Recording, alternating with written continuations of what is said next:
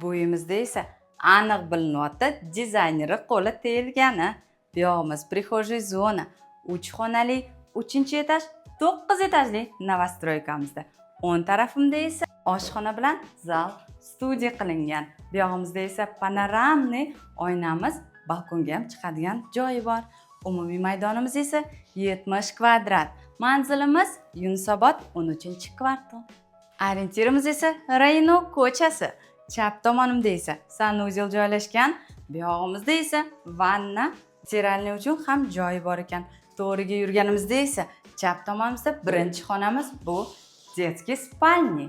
Kravat uchun ham joyi bor. Рабочий zonasi ham bor ekan.